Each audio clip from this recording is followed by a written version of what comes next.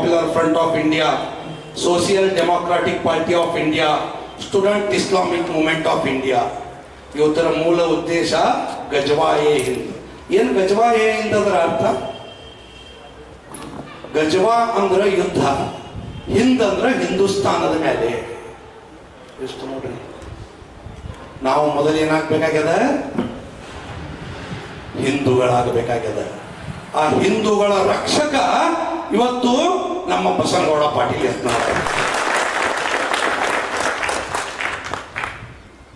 West ಬೆಂಗಾಲ್ದಲ್ಲಿ, ಕೇರಳದಲ್ಲಿ, ಹಿಂದೆ ಕಾಶ್ಮೀರದಲ್ಲಿ ನಾವು ಯಾವ ಜಾತಿಯವರು ಅಂತ ನಮ್ಮನ್ನು ನೋಡಿ ಹೊಡಿಲಿಲ್ಲ. ಇಸ್ಲಾಂ ಕೋ ನೈ ಮಾನ್ನೆ ವಾಲಾ ಹೈ, ಇಸ್ಕೋ ಖತಮ್ ಕರ್ ದೋ. ಆದಂಥ ಘಟನೆಗಳನ್ನು ಹೇಳ್ತೀನಿ. ನಾನು ಯಾವುದೇ ಧರ್ಮ ವಿರೋಧಿ ಅಲ್ಲ. ನಮ್ಮ ವಿರೋಧ ಏನೇ ಇದ್ರು ದೇಶದ್ರೋಹಿಗಳು ಮಾತ್ರ ನಮ್ಮ ವಿರೋಧಿಗಳು. ರಾಷ್ಟ್ರಭಕ್ತ APJ ಅಬ್ದುಲ್ ಕಲಾಂ ಅವರನ್ನು ಪೂಜೆ ಮಾಡುವಂತ ಜನ ನಾವು. 1965ರ ಇಂಡೋ ಪಾಕ್ ಯುದ್ಧದಲ್ಲಿ ಶಹೀದ ವೀರ ಅಬ್ದುಲ್ ಹಮೀದ್ 8 ಪ್ಯಾಟರ್ನ್ ಟ್ಯಾಂಕರ್ಗಳನ್ನು ಉರುಳಿಸಿ ಭಾರತಕ್ಕೆ ವಿಜಯ ತಂದು ಕೊಟ್ಟಲ್ಲ, ಅಂತ ಅಬ್ದುಲ್ ಹಮೀದನನ್ನು ಪೂಜೆ ಮಾಡುವಂತ ಜನ ನಾವು. ಧರ್ಮೋ ರಕ್ಷತಿ ರಕ್ಷಿತ ಅಂತ ಹೇಳ್ತದೆ ನಮ್ಮ ಧರ್ಮ. ಯಾರು ಧರ್ಮವನ್ನು ರಕ್ಷಣೆ ಮಾಡ್ತಾರೋ ಧರ್ಮ ನಮ್ಮನ್ನು ರಕ್ಷಣೆ ಮಾಡ್ತದೆ ಅಂತ ಹೇಳ್ತಾರೆ. ಆ ಧರ್ಮೋ ರಕ್ಷತಿ ರಕ್ಷಿತ ಕಾರ್ಯಕ್ಕೆ ಇವತ್ತು ನಮ್ಮ ಪೂಜ್ಯ ಕೂಡಲ ಸಂಗಮ ಶ್ರೀಗಳು ಹೇಳಿದ್ದಾರೆ ಅಂತೇಳಿ ನಮಗೆ ಹೆಮ್ಮೆಯಿಂದ ಹೇಳಿ.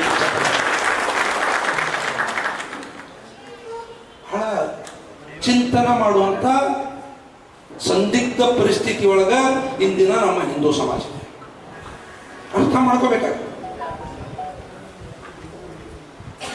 ವೀರರಾಣಿ ಕಿತ್ತೂರು ಚೆನ್ನಮ್ಮಳು ಇರದೇ ಹೋಗಿದ್ರೆ, ಸಂಗೊಳ್ಳಿ ರಾಯಣ್ಣರು ಇರದೇ ಹೋಗಿದ್ರೆ, ಛತ್ರಪತಿ ಶಿವಾಜಿ ಮಹಾರಾಜರು ಇರದೇ ಹೋಗಿದ್ರೆ, ಮಹಾರಾಣಾ ಪ್ರತಾಪರು ಇರದೇ ಹೋಗಿದ್ರೆ, ಭಗತ್ ಸಿಂಗ್ ರಾಜ್ಗುರು ಸುಖದೇವ್ ಇರದೇ ಹೋಗಿದ್ರೆ, ಸರ್ದಾರ್ ಪಟೇಲ್ ಇರದೇ ಹೋಗಿದ್ರೆ, ಡಾಕ್ಟರ್ ಬಾಬಾ ಸಾಹೇಬ್ ಅಂಬೇಡ್ಕರ್ ಇರದೇ ಹೋಗಿದ್ರೆ ಹಿಂದೂಸ್ತಾನ ಉಳಿತಿರಲಿಲ್ಲ. ಇದೊಂದು ಇವತ್ತು ಇಸ್ಲಾಂ ಕಂಟ್ರಿ ಆಗಿರ್ತಿತ್ತು. ಅಹಲ್ಯಾಬಾಯಿ ಹೋಳ್ಕರ್ ಇರದೇ ಹೋಗಿದ್ರೆ ಇನ್ನು ಸಾಕಷ್ಟು ಕ್ರಾಂತಿಕಾರಿಗಳ ಹೆಸರನ್ನು ಹೇಳಬಲ್ಲೆ. ಅದರಂತೆ ಒಂದು ವೇಳೆ 2014ರಲ್ಲಿ ಭಾರತದ ಪ್ರಧಾನಿಯಾಗಿ ನರೇಂದ್ರ ಮೋದಿ ಅವರು ಏನಾದರೂ ಪ್ರಮಾಣ ವಚನ ತೆಗೆದುಕೊಳ್ಳದೇ ಇದ್ರೆ ಭಾರತದ ಸಂಸತ್ ಭಾರತ ಸರ್ಕಾರದ ಹೆಸರಲ್ಲಿ ಇರ್ತಿದ್ದಿಲ್ಲ, ವಕಫ್ ಹೆಸರಲ್ಲಿ ಆಗಿರ್ತಿತ್ತು. ಇದನ್ನು ನಾನು ಹೇಳ್ತಾ ಇಲ್ಲ, ಮುಸ್ಲಿಂ ಮುಖಂಡ ಹೇಳ್ತಾನವನು. ಸಂಸತ್ भी हमारी, विधानसभा भी हमारी. मैंने पूछा तुम्हारा क्या नहीं है? ನಿಮ್ದೇನಿಲ್ಲ ಅದು ಹೇಳು ಮಾರ. ಕರ್ನಾಟಕದ ವಿಧಾನಸಭಾನು ವಕಫ್ದತ್ತ, ಸಂಸತ್ ಭವನ ವಕಫ್ದತ್ತ. ಒಬ್ಬ ಸಂಸದಂತರೂ ಏನ್ ಕರೆ ಕೊಟ್ಟ ಗೊತ್ತವನು? यहाँ पर जितने 543 संसद बैठे हैं इस दिल्ली के संसद सभा में इसका बाड़ा देना पड़ेगा. ಎಲ್ಲಿಗೂ ಅಂತ ನಮ್ಮ ದೇಶ. ನಾನು ಹೇಳಿದ್ದಲ್ಲ, ಇದು ರಾಘವಣ್ಣಗಿರಿ ಹೇಳಿದ್ದಲ್ಲ. ಮಾಜಿ ಒಬ್ಬ ಮುಸಲ್ಮಾನ್ ಸಂಸದ್ ಹೇಳ್ತಾನೆ, ಸಂಸದಲ್ಲಿ ಕೂತಿದ್ದಕ್ಕ ಎಲ್ಲಾ ಸಂಸದರು ನಮ್ಮ ವಕಫ್ ಬೋರ್ಡಿಗೆ ಬಾಡಿಗೆ ಕೊಡ್ರಿ. ಎಲ್ಲಿಗೆ ಬಂದ ನಮ್ಮ ದೇಶದ ಸ್ಥಿತಿ? ಇಂಥ ಎಲ್ಲ ಜಿಹಾದಿಗಳ ವಿರುದ್ಧ, ದೇಶದ್ರೋಹಿಗಳ ವಿರುದ್ಧ, ವಕಫ್ ಒಂದು ಮಾರಣಾಂತಿಕ ಕಾಯ್ದೆಯ ವಿರುದ್ಧ ಮೊದಲು ಮಾತನಾಡಿದ್ದು ನಮ್ಮ ನಿಮ್ಮೆಲ್ಲರ ನಾಯಕ ಬಸನಗೌಡ ಪಾಟೀಲ್. ಕಟು ಸತ್ಯ.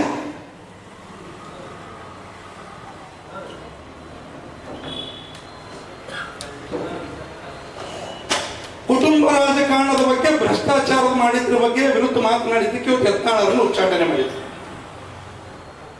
ಸುಳ್ಳು ಮಾಹಿತಿಗಳನ್ನು ಕೇಂದ್ರ ನಾಯಕರಿಗೆ ನೀಡಿ, ಆ ಓಂ ಪಾಠಕ್ ಅವರಿಗೆ ನೀಡಿ ಬಸನಗೌಡರನ್ನ ಏನು ಉಚ್ಚಾಟನೆ ಮಾಡಿದಾರಲ್ಲ, ಅವ್ರಿಗೆ ಕೇಳಲಿಕ್ಕೆ ಇಚ್ಛೆ ಪಡ್ತೀನಿ ನಾವು.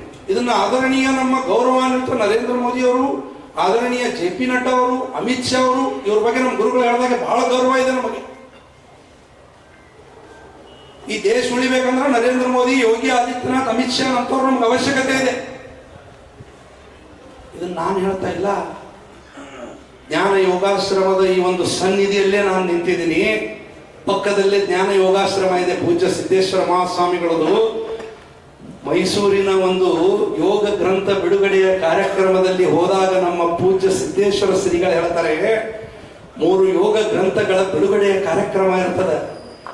ಸುತ್ತೂರು ಶ್ರೀಗಳು ಆ ವೇದಿಕೆ ಮೇಲೆ ಇರ್ತಾರೆ, ಪೂಜ್ಯ ಸಿದ್ದೇಶ್ವರ ಮಹಾಸ್ವಾಮಿಗಳು ಆ ವೇದಿಕೆ ಮೇಲೆ ಇರ್ತಾರೆ, ನರೇಂದ್ರ ಮೋದಿ ಅವರು ವೇದಿಕೆ ಮೇಲೆ ಇರ್ತಾರೆ. 3 ಯೋಗ ಗ್ರಂಥಗಳ ಬಿಡುಗಡೆಯ ಸಮಾರಂಭ. ಪೂಜ್ಯ ಸಿದ್ದೇಶ್ವರ ಶ್ರೀಗಳು ಆಡಿದಂತ ಮಾತೇನು ಗೊತ್ತಾ? ದಿನದ 24 ತಾಸುಗಳನ್ನು ಜನಸೇವೆಗೆ ನೀಡುತ್ತಿರುವಂತ ಒಬ್ಬ ನಾಯಕ ನರೇಂದ್ರ ಮೋದಿ ಅಂತ ಹೇಳ್ತಾರೆ ಸಿದ್ದೇಶ್ವರ ಶ್ರೀಗಳು. ಹಾಗಿದ್ರೆ ನಾನು ಕೇಳ್ತೀನಿ, ಸಿದ್ದೇಶ್ವರ ಶ್ರೀಗಳು ರಾಜಕೀಯ ಮಾಡಿದ್ರ? ಅಲ್ಲ. ಒಬ್ಬ ಯೋಗಿ ಇನ್ನೊಬ್ಬ ಯೋಗಿಯನ್ನು ಕೊಂಡಾಡಿದ್ರು ಅಷ್ಟೇ. ಒಬ್ಬ ಆಧ್ಯಾತ್ಮಿಕ ಯೋಗಿ ಒಬ್ಬ ರಾಜಕೀಯ ಮಹಾಯೋಗಿಯನ್ನು, ಒಬ್ಬ ಪ್ರಧಾನ ಸೇವಕನನ್ನು ಕೊಂಡಾಡಿದ ರೀತಿ ಅದು. ಈ 3 ಯೋಗ ಗ್ರಂಥಗಳು ಏನ್ ಹೇಳ್ತಾರೆ ಪೂಜ್ಯ ಸಿದ್ದೇಶ್ವರ ಶ್ರೀಗಳು? ಶಿವಯೋಗ, ಶಕ್ತಿ ಯೋಗ, ಶಿವ ಯೋಗ, ಪತಂಜಲ ಯೋಗ, ಶಿವಸೂತ್ರ ಯೋಗ, ಈ 3 ಯೋಗ ಗ್ರಂಥಗಳು ನರೇಂದ್ರ ಮೋದಿ ಅವರಿಂದ ಯಾಕೆ ಬಿಡುಗಡೆ ಆಗ್ಲಿಕ್ಕತ್ತಾವ ಅಂದ್ರ ಅವರೊಬ್ರು ಯೋಗಿಗಳಿದ್ದಾರೆ, ಹಿಂಗಾಗಿ ಅವರಿಂದ ಯೋಗ ಗ್ರಂಥಗಳ ಬಿಡುಗಡೆ ಆಗ್ಲಿಕ್ಕತ್ತಾವ. ಹಾಗಿದ್ರೆ ಸಿದ್ದೇಶ್ವರ ಶ್ರೀಗಳು ನರೇಂದ್ರ ಮೋದಿ ಅವ್ರನ್ನ ಕೊಂಡಾಡಿದ್ರು ಅಂದ್ರೆ ಅವ್ರು ರಾಜಕಾರಣ ಮಾಡ್ದಂಗೆ ಆಗ್ತದ? ಅಲ್ಲ. ಒಳ್ಳೆಯವರಿಗೆ ಒಳ್ಳೆಯವರಂದ್ರೆ ರಾಜಕಾರಣ ಮಾಡ್ದಂಗೆ ಆಗಂಗಿಲ್ಲ ಅನ್ನೋ ಸಾಂದರ್ಭಿಕ ಮಾತುಗಳನ್ನು ಹೇಳ್ತಾ ಪೂಜ್ಯ ಕೂಡಲ ಸಂಗಮ ಶ್ರೀಗಳು ಬಸನಗೌಡರ ಬಗ್ಗೆ ಒಳ್ಳೆಯ ವಿಚಾರಗಳನ್ನು, ಅವ್ರು ಮಾಡಿದಂತ ಒಳ್ಳೆಯ ಕಾರ್ಯಗಳನ್ನು ಜನರ ಮುಂದೆ ಹೇಳಿ ಅವ್ರಿಗೆ ಅನ್ಯಾಯ ಆಗ್ಯದಂದ್ರೆ ಇದು ರಾಜಕಾರಣ ಮಾಡದಂಗೆ ಅಲ್ಲ ಅನ್ನೋ ಸ್ಪಷ್ಟೀಕರಣವನ್ನು ನಾವು ಕೊಡಬೇಕು.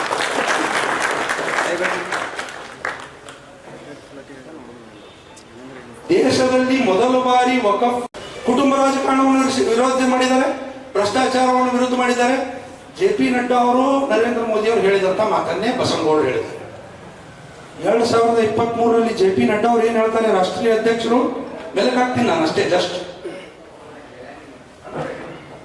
2023 ಇಂದಿನ ರಾಷ್ಟ್ರೀಯ ಅಧ್ಯಕ್ಷ JP ನಡ್ಡಾ ಅವರು ಒಂದು ಮಾಧ್ಯಮದ ಗೋಷ್ಠಿಯ ಮಧ್ಯದಲ್ಲಿ ಹೇಳ್ತಾರೆ, फारूक अब्दुल्ला के बाद उमर अब्दुल्ला, मुफ्ती मोहम्मद सईद के बाद महबूबा मुफ्ती, लालू प्रसाद के बाद राबड़ी देवी, राबड़ी के बाद तेजस्वी यादव, चौटाला भाइयों के बाद चौटाला भाई, करुणानिधि के बाद MK स्टैलिन, MK स्टैलिन के बाद उदयनिधि स्टैलिन, उद्धव ठाकरे के बाद आदित्य ठाकरे. इसको बोलते हैं परिवारवाद. येडियुरप्पा के बाद राघवेंद्र MP है और एक बेटा विजेंद्र MLA और कर्नाटक के राज्य अध्यक्ष है. नड्डा जी ये क्या है? ये राघव अंडीगिरी का सवाल नहीं है, मंच पर बैठे हुए हम नेताओं का सवाल नहीं है, ये पूरे भारत की जनता आपसे पूछ रही है यत्नाल जी ने ऐसा गलत क्या कहा. ಯತ್ನಾಳ್ ಅವ್ರು ಏನ್ ತಪ್ಪು ಮಾತಾಡಿದ್ದಾರೆ? ಇವನ್ನೆಲ್ಲ ನೀವು ಪರಿವಾರವಾದ ಅನ್ನೋದಾದ್ರೆ ಇದು ಪರಿವಾರವಾದ ಅಲ್ವಾ? ಸಂಸದೀಯ ಮಂಡಳಿಯ ಸದಸ್ಯರು ಯಡಿಯೂರಪ್ಪನವರು, ಒಬ್ಬ ಮಗ MP ರಾಘವೇಂದ್ರ ಅವರು, ಇನ್ನೊಬ್ಬ ಮಗ MLA ವಿಜೇಂದ್ರ ಮತ್ತು ರಾಜ್ಯ ಅಧ್ಯಕ್ಷ. ಯಾಕೆ ಇದು ಪರಿವಾರವಾದ ಅಲ್ವಾ? ಇದು ನಾನು ಹೇಳಿಲ್ಲ, ಬಸನಗೌಡರು ಮಾತ್ರ ಹೇಳಿಲ್ಲ, JP ನಡ್ಡಾ ಅವರು ಹೇಳಿದಂತ ಉದಾಹರಣೆಯನ್ನು ತಗೊಂಡೇ ಬಸನಗೌಡರು ಮಾತನಾಡಿದ್ದಾರೆ. ಅದಕ್ಕೆ ಇವತ್ತು ಪಾರ್ಟಿಯಿಂದ ಉಚ್ಚಾಟನೆ ಮಾಡಿದ್ರ? ಯಕ್ಷ ಪ್ರಶ್ನೆ ಇದೆ. ವಕಫ್ ಹೋರಾಟ ಮಾಡಿದ್ದಕ್ಕೆ ಯತ್ನಾಳ್ ಅವ್ರನ್ನ ಉಚ್ಚಾಟನೆ ಮಾಡಿದ್ರು, ಭ್ರಷ್ಟಾಚಾರದ ವಿರುದ್ಧ ಮಾತಾಡಿದ್ದಕ್ಕೆ ಯತ್ನಾಳ್ ಅವ್ರನ್ನ ಉಚ್ಚಾಟನೆ ಮಾಡಿದ್ರು, ಪರಿವಾರವಾದ ವಿರುದ್ಧ ಮಾತನಾಡಿದ್ದಕ್ಕೆ ಇವತ್ತು ಬಸನಗೌಡರನ್ನ ಉಚ್ಚಾಟನೆ ಮಾಡಿದ್ರು. ಇದರ ಸ್ಪಷ್ಟೀಕರಣ ದೇಶದ ಜನತೆ ಕೇಳ್ತಾ ಇದೆ. ಇಲ್ಲಿ ನಾವು ನೀವೆಲ್ಲ ಸೇರಿರುವುದು ಅದಕ್ಕೆ ಕೇವಲ ಯತ್ನಾಳ್ ಅವ್ರನ್ನ ಪಾರ್ಟಿಯಿಂದ ಉಚ್ಚಾಟನೆ ಮಾಡಿದಾರಂತಲ್ಲ, ಧರ್ಮದ ಕಾರ್ಯವನ್ನು ಮಾಡುತ್ತಿರುವಂತಹ ಬಸನಗೌಡ ಪಾಟೀಲ್ ಯತ್ನಾಳ್ರನ್ನ ಉಚ್ಚಾಟನೆ ಮಾಡಿ ಭಾರತೀಯ ಜನತಾ ಪಾರ್ಟಿಯಿಂದ ಹಿಂದುತ್ವನೇ ಉಚ್ಚಾಟನೆ ಮಾಡಿದ್ದಾರೆ. ಅದಕ್ಕೆ ನಾವು ನೀವೆಲ್ಲ ಸೇರಿದ್ದೇವೆ. ಕೇವಲ ಒಬ್ಬ ನಾಯಕನನ್ನಲ್ಲ, ಯಾವ ನಾಯಕನ ವಿಚಾರಧಾರೆ ಹಿಂದುತ್ವ, ದೇಶ, ರಾಷ್ಟ್ರಭಕ್ತಿ ಇದೆಯೋ ಆ ನಾಯಕನನ್ನೇ ಇವತ್ತು ಭಾರತೀಯ ಜನತಾ ಪಾರ್ಟಿ ಉಚ್ಚಾಟನೆ ಮಾಡಿದೆ, ವಿನಾಕಾರಣ ಉಚ್ಚಾಟನೆ ಮಾಡಿದೆ. ಅದಕ್ಕಾಗಿ ನಾವು ನೀವೆಲ್ಲ ಸೇರಿ ಇವತ್ತು ಪೂಜ್ಯ ಶ್ರೀಗಳು ಇವತ್ತು ನನಗೆ ತುಂಬಾ ಹೆಮ್ಮೆ ಅನಿಸ್ತಾ ಇದೆ. ಅವ್ರ ಮುಂದೆ ನಾನು ಹೇಳ್ತೀನಿ, ಇದು ಅವ್ರು ಬಂದಿದ್ದಾರೆ, ನಾನು ಹೇಳಿರೋದ್ರಲ್ಲಿ ಅತಿಶೋಕ್ತಿ ಆಗ್ಲಿಕ್ಕಿಲ್ಲ ಅಂತ ನಾನು ಅನ್ಕೋತೀನಿ. ಬಸವನಗೌಡರು ನವೆಂಬರ್ 4ಕ್ಕೆ ವಿಜಯಪುರ ನಗರದ ನಮ್ಮ ಜಿಲ್ಲಾಧಿಕಾರಿಗಳ ಕಚೇರಿಯ ಮುಂಭಾಗದಲ್ಲಿ ಮುಖ್ಯ ರಸ್ತೆಯಲ್ಲಿ ಟೆಂಟ್ ಹೊಡೆದು ವಕಫ್ ವಿರುದ್ಧ ಹೋರಾಟ ಪ್ರಾರಂಭ ಮಾಡಿದ. ನವೆಂಬರ್ 4, 2023 ಯಾಕೆ ದೇಶ ನವೆಂಬರ್ 4, 5, 6 3 ದಿವಸ ಅಹೋರಾತ್ರಿ ಧರಣಿ ಆಗ್ತದ. 3 ರಾತ್ರಿ 7ನೇ ತಾರೀಕಿಗೆ ನವೆಂಬರ್ 7ಕ್ಕೆ ನೋಡ್ರಿ ಆ ಹೋರಾಟದ ತೀವ್ರತೆ ಎಷ್ಟಿತ್ತಂದ್ರೆ ಮಠ ಮಂದಿರದ ಮಠಾಧೀಶರು, ಅನೇಕ ರಾಜಕಾರಣಿಗಳು, ಕೇಂದ್ರ ಸಚಿವೆ ಶೋಭಾ ಕರಂದ್ಲಾಜೆ ಅವರು, ನಮ್ಮ ಸಹೋದರ ಸಹೋದರಿಯರು ಇದ್ರಿ, ಸಹೋದರಿಯರು, ಮಹಿಳಾ ಮಂತ್ರಿ ಶೋಭಾ ಕರಂದ್ಲಾಜೆ ಅವರು ಬಂದು ಅಹೋರಾತ್ರಿ ಧರಣಿಯಲ್ಲಿ ಭಾಗವಹಿಸ್ತಾರೆ. ಆ ಧರಣಿಯಲ್ಲಿ ರಸ್ತೆಯ ಬದಿಯಲ್ಲಿ ಬಸನಗೌಡರು ಶೋಭಾ ಕರಂದ್ಲಾಜೆ ಅಂತ ಒಬ್ಬ ಹಿಂದುತ್ವದ ನಾಯಕರು ಮಲಗಿದಾರಲ್ಲ ಅಂತ ಅವ್ರನ್ನ ನೋಡಕ್ಕೆ ಗುರುಗಳು ಬಂತಾರೆ. ರಾತ್ರಿ ಬಂದು ಅಡ್ಡಾಡ್ತಾರೆ, ಅವ್ರಿಗೆ ಮಲಗಿರ್ತಾರೆ. ಗುರುಗಳು ಬಂದಿದ್ಸೋದಕ್ಕೆ ಅವ್ರಿಗೆ ನೋಡಿಲ್ಲ.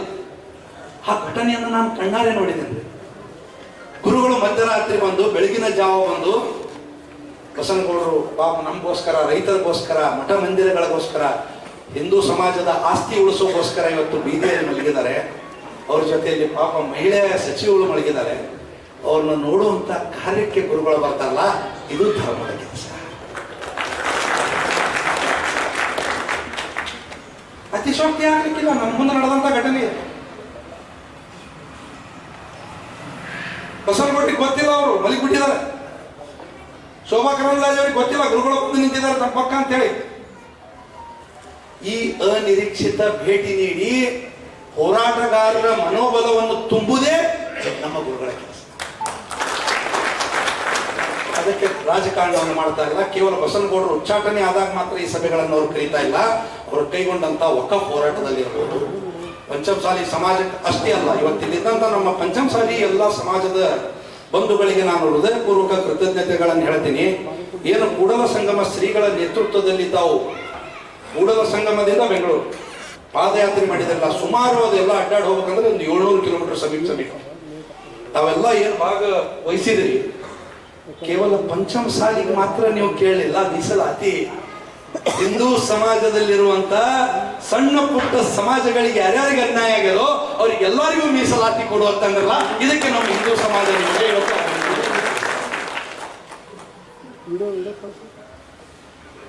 ಇದು ಸ್ವಾರ್ಥ ರಾಜಕಾರಣ, ಸ್ವಾರ್ಥ ಜಾತಿಗೋಸ್ಕರ ಮಾಡಿಲ್ಲ. ಅಂತಾವೆಲ್ಲ ಸಮಾಜ ಬಾಂಧವರು ನಮ್ಮ ಜೊತೆ, ನಮ್ಮ ಎಲ್ಲಾ ಸಮಾಜದವ್ರು ಯಾರ್ಯಾರು ತುಳಿತಕ್ಕೊಳಗಾಗಿದಾರ ಅವ್ರನ್ನೆಲ್ಲರನ್ನೂ ಕೊಡ್ಲಿ ಅಂತ ಕೇಳಿದ್ರು. ಬಸನಗೌಡರು ಕೂಡ ಬೆಂಗಳೂರಿನಲ್ಲಿ ನಡೆದಂತ ವೇದಿಕೆ ಮೇಲೆ ಅದೇ ಮಾತುಗಳನ್ನು ಹೇಳಿದ್ರು. ಅದಕ್ಕೆ ಪೂಜ್ಯ ಗುರುಗಳು ದನಿಗೂಡಿಸಿದ್ರು. ಯಾರದೋ ಕಸದು ನಮಗ್ ಕೊಡಬೇಡ್ರಿ, ಹಿಂದೂಗಳಲ್ಲಿರುವಂತ ಯಾವುದೇ ಜಾತಿಯ ಒಂದು ಮೀಸಲಾತಿಯನ್ನು ಕಸದು ನಮಗ್ ಕೊಡಬೇಡ್ರಿ. ಏನು ಮುಸಲ್ಮಾನರು ಎಕ್ಸ್ಟ್ರಾ ತಗೊಂಡಿದಾರಲ್ಲ, ಕೊಡೋದಾದ್ರೆ ಅವ್ರದ್ರಾಗಿ ತೆಗೆದು ನಮಗ್ ಕೊಡಿ ಅಂತ ಹೇಳಿದಂತ ವ್ಯಕ್ತಿ ಬಸವಣ್ಣಪ್ಪ. ಹೂಯದಾಗುವದಾರ ಮತ್ತೆ ಯಾವ್ದ್ರಿ, ಅವರು ಮುಸ್ಲಿಮರು ಮೈನಾರಿಟಿ ಒಳಗದಾರ, 2B ಒಳಗದಾರ. 3 ಕಡೆ ಅವ್ರಿಗೆ ಯಾಕೆ ಲಾಭ ಕೊಡ್ತೀನಿ? ತೆಗೆಯುವುದಾದ್ರೆ ಅವ್ರದ್ದು ತೆಗೆದು ನಮಗ್ ಕೊಡಿ ಅಂತ ಹೇಳಿದಂತ ಗುರುಗಳು ಬಸವನಗೌಡರು ಹಾಗೂ ತಾವೆಲ್ಲರು. ನಿಮಗೆ ಇವತ್ತು ಸಮಸ್ತ ಹಿಂದೂಸ್ತಾನಿಯರ ಪರವಾಗಿ ನಾನು ಅಭಿನಂದನೆ. ಅಂತ ಕಾರ್ಯ ಮಾಡಿದಂತ ಒಂದು ಸಮಾಜ ಇವತ್ತು ನೀವು ಹಿಂದೂ ಸಮಾಜವನ್ನು ಮುಂದೆ ತಗೊಂಡು ನೀವು ಹೋಗ್ತಾ ಇದ್ದೀರಿ. ನನ್ನ ಒಂದು ಮಾಧ್ಯಮದ ಮಿತ್ರದಲ್ಲಿ ಡಿಬೇಟದಲ್ಲಿ ನೋಡಿರ್ಬೋದು, ಕೆಲವು ಇವತ್ತು ಬೆರಳೆಣಿಕೆಯಷ್ಟು ಯಾವ ರೀತಿ ಗುರುಗಳು ರಾಜಕಾರಣ ಮಾಡಬಾರ್ದಂತ ನಾಟಿಕತಾರಂತ ಆರೋಪ ಮಾಡ್ತಾರಲ್ಲ, ಹಂಗೆ ಆರೋಪ ಬಸವನಗೌಡರ ಮೇಲೆ ಮಾಡ್ತಾರೆ. ನೀವು ಪಂಚಮಸಾಲಿ ನಾಯಕರು, ನೀವು ಹಿಂದುತ್ವದ ನಾಯಕರು. ಅವ್ರಿಗೆ ಹೇಳಕ್ಕೆ ಇಚ್ಛೆ ಪಡ್ತೀವಿ, ಪಂಚಮಸಾಲಿನೂ ಬೇರೆ ಅಲ್ಲ, ಹಿಂದುತ್ವನೂ ಬೇರೆ ಅಲ್ಲ. ನಾವು ಎಲ್ಲಾ ಜಾತಿಗಳು ಸೇರ್ಕೊಂಡು ಹಿಂದೂಗಳಾಗಿದ್ದೀವಿ, ಹಿಂದುತ್ವದ ಕೆಲಸ ಮಾಡ್ತಾ ಇದ್ದೀವಿ. ನಮ್ಮನ್ನು ಹೊಡೆಯುವಂತ ಪ್ರಯತ್ನ ಮಾಡಬೇಡ್ರಿ. ಆ ಬೆರಳೆಣಿಕೆಯ ಮಿತ್ರರಿಗೆ ಹೇಳ್ತೀನಿ ನಾನು, ನಮ್ಮನ್ನು ನೀವು ಬೇರ್ಪಡಿಸುವಂತ ಕೆಲಸ ಮಾಡ್ಲಿಕ್ಕೆ ಹೋಗ್ಬೇಡ್ರಿ. ಪಂಚಮಸಾಲಿಯಲ್ಲೂ ಹಿಂದುತ್ವ ಇದೆ, ಬ್ರಾಹ್ಮಣಲ್ಲೂ ಇದೆ, ರಜಪೂತಲ್ಲೂ ಇದೆ, SC ST ಯಲ್ಲೂ ಇದೆ, ಮರಾಠ ಅಲ್ಲೂ ಇದೆ, ಹಿಂದುಳಿದ ವರ್ಗಗಳಲ್ಲೂ ಇದೆ. ಯಾರ್ಯಾರು ಕುಂಕುಮ ವಿಭೂತಿ ನಾಮ ಗಂಧ ಅಕ್ಷಂತಿ ಎಲ್ಲ ಸ್ತರೋ ಎಲ್ಲರಲ್ಲೂ ಹಿಂದುತ್ವ ಇದೆ. ವಿವಿಧತೆಯಲ್ಲಿ ಏಕತೆ ಕಾಣುವಂತ ನಮ್ಮ ಸಂಸ್ಕೃತಿ ಹಿಂದೂ ಸಮಾಜ. ಅದಕ್ಕೆ ಇದನ್ನು ಅರ್ಥ ಮಾಡ್ಕೋಬೇಕಾಗಿದೆ. ಇವತ್ತು ಪೂಜ್ಯರು ಒಂದು ಬಹಳ ಒಳ್ಳೆಯ ಸಲಹೆ ಕೊಟ್ಟರು. ನಾನು ಮಾತನಾಡ್ತಾ ಹೋದರ ಸಮಯ ನನಗೂ ಗೊತ್ತಾಗಲ್ಲ, ಪಾಪ ಇದು ವಿಷಯ ಬೇರೆ ಕಡೆ ಹೋಗ್ಬಾರ್ದು. ಇವತ್ತು ನಾವು ಸೇರಿರುವಂತ ವಿಷಯಕ್ಕೆ ನಾವು ಯಾವ ರೀತಿ ನಮ್ಮ ಹೋರಾಟದ ರೂಪುರೇಷೆಗಳು ಇರಬೇಕು, ತಮ್ಮೆಲ್ಲರ ಸಲಹೆ ಸೂಚನೆಗಳನ್ನು ಕೊಡ್ಲಿಕ್ಕೆ ಇವತ್ತು ಪೂಜ್ಯರು ವೇದಿಕೆ ಮೇಲಿದ್ದಂಥ ಎಲ್ಲ ಮುಖಂಡರು ಹಾಗೂ ತಮ್ಮೆಲ್ಲರನ್ನು ನಮಗೆ ಎಲ್ಲ ಕೂಡ ಆಹ್ವಾನ ಮಾಡಿದ್ದಾರೆ. ಯಾವ ರೀತಿ ನಮ್ಮ ರೂಪುರೇಷೆ ಇರಬೇಕು, ಗುರುಗಳು ಬಹಳ ಮಾರ್ಮಿಕವಾಗಿ ಹೇಳಿದರು. ಅವರು ಪ್ರಾಸ್ತಾವಿಕ ನುಡಿಗಳಲ್ಲಿ ಯಾವುದೇ ಪಾರ್ಟಿಯ ವಿರುದ್ಧ ನಮ್ಮ ಹೋರಾಟ ಅಲ್ಲ, ಯಾವುದೇ ರಾಷ್ಟ್ರೀಯ ನಾಯಕರ ವಿರುದ್ಧವೂ ಕೂಡ ನಮ್ಮ ಹೋರಾಟ ಅಲ್ಲ, ಯಾರಿಗೂ ಅಪಮಾನ ಮಾಡುವ ರೀತಿಯಲ್ಲೂ ಕೂಡ ನಮ್ಮ ಹೋರಾಟ ಅಲ್ಲ. ಈ ಒಂದು ಧರ್ಮ ಯುದ್ಧದಲ್ಲಿ ಬಸನಗೌಡರಿಗೆ ಅನ್ಯಾಯ ಆಗಿದೆ, ಸತ್ಯವಾದಿಗೆ ಒಂದು ಅಪಮಾನ ಆಗಿದೆ. ಇದು ಬಸನಗೌಡರಿಗಾದ ಅನ್ಯಾಯ ಅಲ್ಲ, ಹಿಂದುತ್ವಕ್ಕಾದ ಅನ್ಯಾಯ.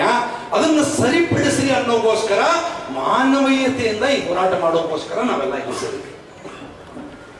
ಈ ಹೋರಾಟದ ರೂಪುರೇಷೆ ಕೆಲವೊಂದು ವಿಚಾರಗಳನ್ನು ನಾವು ತಿಳ್ಕೋಬೇಕಾಗುತ್ತೆ, ಸೂಕ್ಷ್ಮತೆ ಇರಲಿ. ಅಲ್ಲಿ ಬಸನಗೌಡರು ಕೂಡ ಕರೆ ಕೊಟ್ಟರು, ಯಾವುದೋ ರಾಷ್ಟ್ರೀಯ ನಾಯಕರ ಭಾವಚಿತ್ರಗಳಿಗೆ ಹೊಡೆಯೋದು, ಅದನ್ನು ಇದನ್ನು ಮಾಡೋದು, ಕಮಲ ಹೂವಿನ ಮೇಲೆ ಇದನ್ನು ಮಾಡೋದು, ಪವಿತ್ರವಾದಂತಹ ಕಮಲ ಹೂವು ಅದು. ಇವತ್ತು ನಾವು ನೀವೆಲ್ಲ ಅರ್ಥ ಮಾಡ್ಕೋಬೇಕು, ಲಕ್ಷ್ಮಿಯ ವಾಸಸ್ಥಾನ ಕಮಲ, ಅದಕ್ಕೆ ಅಪಮಾನ ಮಾಡುವಂಗಾಗ್ಲಿ, ರಾಷ್ಟ್ರೀಯ ನಾಯಕರಿಗೆ ನರೇಂದ್ರ ಮೋದಿ ಅವರಿಗಾಗ್ಲಿ, ಅಮಿತ್ ಶಾ ಅವರಿಗಾಗ್ಲಿ, JP ನಡ್ಡಾ ಅವರಿಗಾಗ್ಲಿ, ಇನ್ನಿತರ ಯಾವುದೇ ನಾಯಕರಿಗಾಗ್ಲಿ, ಅಥವಾ ಬಸನಗೌಡರು ಉಚ್ಚಾಟನೆ ಮಾಡಿದಂತ ಕೆಲವು ಕುತಂತ್ರಿ ನಾಯಕರಿಗೂ ಕೂಡ ಹೇಳ್ತೀನಿ ನಾನು, ಅವ್ರ ಬುದ್ಧಿ ನಾವು ತೋರಿಸೋದು ಬೇಡ. ಹೋರಾಟ ನಮ್ದಿರಬೇಕು, ಹಿಂದುತ್ವದ ಹೋರಾಟ ಆಗಿರಬೇಕು, ರಾಷ್ಟ್ರ ಭಕ್ತರ ಹೋರಾಟ ಆಗಿರಬೇಕು, ಜನ ನಿಂತು ನಮ್ಮ ಹೋರಾಟವನ್ನು ನೋಡುವಂಗಿರ್ಬೇಕು. ಅವಾಚ್ಯ ಶಬ್ದಗಳನ್ನು ನಾವು ಉಪಯೋಗ ಮಾಡಬಾರ್ದು, ಕೆಟ್ಟ ಕೆಟ್ಟ ಪದಗಳನ್ನು ಯಾವುದೇ ಕಾರಣಕ್ಕೂ ಉಪಯೋಗ ಮಾಡೋದಾಗಬಾರ್ದು. ಯಾಕಂದ್ರೆ ಹೋರಾಟದಲ್ಲಿ ನಮ್ಮ ಶ್ರದ್ಧೆಯ ತಾಯಂದಿರು ಇರ್ತಾರೆ, ಸಹೋದರಿಯರು ಇರ್ತಾರೆ, ಪೂಜ್ಯರು ಇರ್ತಾರೆ. ನಾನು ಹೇಳಿದ್ದೀನಿ, ಇದು ರಾಜಕೀಯ ಹೋರಾಟ ಅಲ್ಲ, ಧರ್ಮ ಯುದ್ಧ. ಈ ಧರ್ಮ ಯುದ್ಧ ಗೆಲ್ಲಬೇಕಂದ್ರೆ ನಾವು ಮುಳ್ಳನ್ನು ಮುಳ್ಳಿನಿಂದ ತೆಗಿಬೇಕು. ಭಗವದ್ಗೀತೆಯಲ್ಲಿ ಕೃಷ್ಣ ಹೇಳ್ತಾನೆ, ನೀಚರ್ನ, ಅದ್ರ ಅರ್ಥ ಏನ್ ಗೊತ್ತಾ, ನೀಚರ್ನ ನೀಚತನದಿಂದ ಹೊಡಿಬೇಕಾಗ್ತದೆ. ಒಂದೊಂದ್ಸಲ ಕೆಲವೊಂದ್ಸಲ ಮಾರ್ಗಗಳನ್ನು ಬದಲಿ ಮಾಡಬೇಕಾಗ್ತದೆ. Tactics, we have to change our tactics. ಅಸಹ್ಯಕರ ರೀತಿಯಲ್ಲಿ ಹೋರಾಟ ಮಾಡೋದು ಬೇಡ. ನಂದೊಂದು ಸಜೆಷನ್, ನಂದೊಂದು ತಮ್ಮೆಲ್ಲರದು ಸಹಮತ ಇದೆ ಅಂತ ನಾನು ಅನ್ಕೋತೀನಿ. ಸರಿಯಾ? ನಮ್ಮ ಹೋರಾಟ ಜನರಿಗೆ ಮುಟ್ಟುವಾಗ ರೀತಿ ಇರಬೇಕು. ಬಸನಗೌಡರು ಮಾಡಿದಂತ ಅಭಿವೃದ್ಧಿ ಕಾರ್ಯಗಳನ್ನು ಜನತೆಗೆ ತಿಳಿಸುವಂಗಾಗಬೇಕು. ಅವ್ರಿಗೆ ಯಾವ ರೀತಿ ಅನ್ಯಾಯ ಆಗ್ಯದ ಅನ್ನೋದ್ರ ಬಗ್ಗೆ ಜನತೆಗೆ ತಿಳಿಸ್ಬೇಕು. ಯಾವುದೋ ವ್ಯಕ್ತಿಯ ವಿರುದ್ಧ ಹೋರಾಟ ಅಲ್ಲ ನಮ್ಮದು. ಬಸನಗೌಡರ ಹೆಸರು ಕೆಡಿಸಬಾರ್ದು ಈ ಹೋರಾಟದಿಂದ.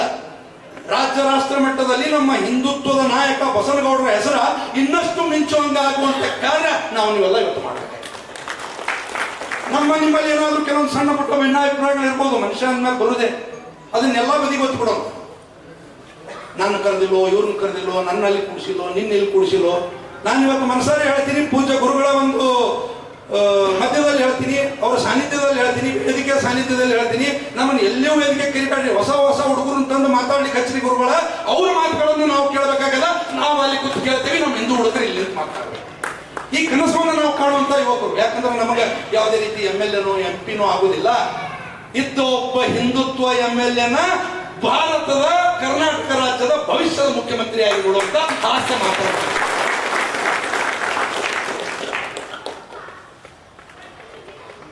ಮಾಧ್ಯಮದ ಮುಖಾಂತರ ಸ್ಪಷ್ಟೀಕರಣ ಕೊಡ್ಲೇಬೇಕಾಗ್ತದೆ. ಇದೇ ಬರ್ತಾ ಬರ್ತಾ ಒಂದು ಪತ್ರಿಕಾಗೋಷ್ಠಿ ನೋಡಿದೆ, ಬಹಳ ಅಚ್ಚರಿ ಆಯ್ತು.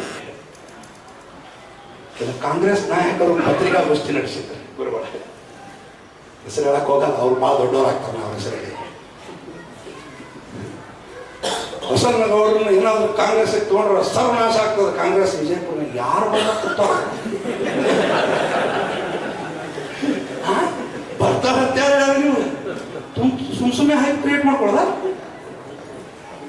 ನಮ್ಮ ಹಿಂದೂ ಹುಲಿ ಹೇಳ್ಯದ ಕಾಂಗ್ರೆಸ್ ಬರ್ದಿದ್ರು ಬಿಡ್ರಿ, ಆ ಕಡೆ ಮುಖ ಮಾಡಿ ನಾ ಮಲಗಂಗಿಲ್ಲ. ನಾ ಸತ್ರ ಜೀವಂತಿದಾಗತ್ರು ಬಿಡ್ರಿ, ಈ ಜನ್ನಾಗಂತರು ಅಲ್ಲ. ನಾ ಸತ್ರ ನಾನು ಹೆಣ ಸುದ ಕಾಂಗ್ರೆಸ್ ಆಫೀಸ್ ಮುಂದೆ ಹೋಗ್ಬೇಡ. ಎಲ್ಲ ಮಧ್ಯದಾಗದು ಮೆರವಣಿಗೆ ಮಾಡ್ಬೋದು. ಕಾಂಗ್ರೆಸ್ ಆಫೀಸ್ ಬರ್ತಂದ್ರೆ ಸುತ್ತಾಕ್ ಹೋಗ್ರ ಕಡೆ ಅಂತ ಆಫೀಸ್ ಮುಂದೆ ನಾನು ಹೆಣ ಹೋಗ್ಬೇಡ. ಯಾವ ನಿಮ್ಗೆ ಬರ್ತಾರ ಸುಮ್ಮನೆ ಕರ್ಕೊಂಡ್ಬಿಟ್ಟು ಉತ್ತರ ಕೊಡೋದ? ನಾಚಿಕೆ ಮಾನ ಮರ್ಯಾದೆ ಅದಿಲ್ಲ. ಅವ್ರು ಹೇಳ್ಯಾರೋ, ಬರ್ತೀನಿ ಅಂದಾರೋ, ಅರ್ಜಿ ಹಾಕ್ಯಾರೋ, ಒಂದು ಮಾತು ಹೇಳಿಬಿಡ್ತೀನಿ ಕೇಳ್ರಿ. ಕಾಂಗ್ರೆಸ್ ನಾಯಕರಿಗೆ ಇಲ್ಲಿ ಕುತ್ತಂತ ಎಲ್ಲ ಪೂಜ್ಯರು, ವೇದಿಕೆ ಮೇಲೆ ಇದ್ದಂತ ಮುಖಂಡರು, ತಮ್ಮೆಲ್ಲರ ಪರವಾಗಿ, ರಾಷ್ಟ್ರ ಭಕ್ತರ ಪರವಾಗಿ, ಹಿಂದೂಗಳ ಪರವಾಗಿ ಹೇಳ್ತೀನಿ, ಬಸನಗೌಡರು ಇವತ್ತೇ ತಗೊಂಡು ನೀವು ಕಾಂಗ್ರೆಸ್ ತಗೊಂಡು ಮುಖ್ಯಮಂತ್ರಿ ಮಾಡ್ತೀನಿ ಅಂದ್ರು ಬಸನಗೌಡರು ಕಾಂಗ್ರೆಸ್ ಸಾಕೋಬೇಕು. ಇನ್ನಾದ್ರೂ ಬಿಡ್ತೀರಾ ಮಾತಾಡೋದು? ಸ್ವಲ್ಪ ಬೇಕಲ್ಲ मैनर्स, कॉमन सेंस. किसके बारे में बात कर रहे हो भाई? तुम्हारे घर में तुम्हारा बीवी तुम्हारी बात नहीं मानती, तुम्हारा बच्चे तुम्हारे बात नहीं मानते, तुम बसनगौड़ा जी के बारे में बोल रहे? प्रमोद महाजन जी ने एक बार 1994 में कहा था, हमारे जयशंकर पाटिल जी को शायद याद होगा, 1994 ಇದ್ದಂತ ನಮ್ಮ ಎಸ್ ವಿ ಪಾಟೀಲ್ ರಿಗೂ ನೆನಪಿರ್ಬೇಕು. 94 ಪ್ರಮೋದ್ ಮಹಾಜನ್ ಮೊದಲ ಬಾರಿಗೆ ವಿಜಯಪುರಕ್ಕೆ ಬಂದಾಗ ಒಂದು ಮಾತು ಹೇಳಿದ್ರು. ಆ ಮಾತು ನೆನಪಾಗ್ತದೆ ನಮ್ಗೆ. चलता घोड़ा रुका क्यों, चूल्ही पर रखी हुई रोटी जलकर राख क्यों हुई? कोई पत्रकार मुझसे पूछा, प्रमोद महाजन ಹೇಳಿದ್ದಾರೆ, कोई पत्रकार मुझसे पूछा, कर्नाटक के विजयपुर में बसनगौड़ा पाटिल यत्नाल जीतने वाला है क्या? आपका उत्तर क्या है प्रमोद महाजन जी? प्रमोद महाजन और उत्तर कोट्टरंದ್ರ पत्रकर्तರಿಗೆ, मैं आज विजयपुर को बसनगौड़ा जी के प्रचार के लिए आया हूं या उनकी जीत की विजयोत्सव के लिए आया हूं, मुझे पता नहीं चल रहा है, उतना भीड़ है. ಮುಂದೆ ಹೇಳ್ತಾರೆ ಅವರು, एक बार आपने आपकी बच्चे की पेट में दर्द था, कांग्रेस और ಹೆಸರು ತಗೊಳ್ಳಕ್ಕೆ ಹೋಗಂಗಿಲ್ಲ ಈಗ ಬೇಡ, तुम्हारी बच्चे की पेट में दर्द था, आपने कांग्रेस करके एक डॉक्टर था उनके पास गए, फिर भी कम नहीं हुआ. मैं कहता हूं, और आपने दर्द कम नहीं हुआ, आपने दूसरी डॉक्टर के पास गए, जेडीएस का डॉक्टर आया, उसके पास गए, फिर भी आपका बच्चे का पेट का दर्द कम नहीं हुआ. प्रमोद महाजन ಅಂತ ಹೇಳಿದ್ದು.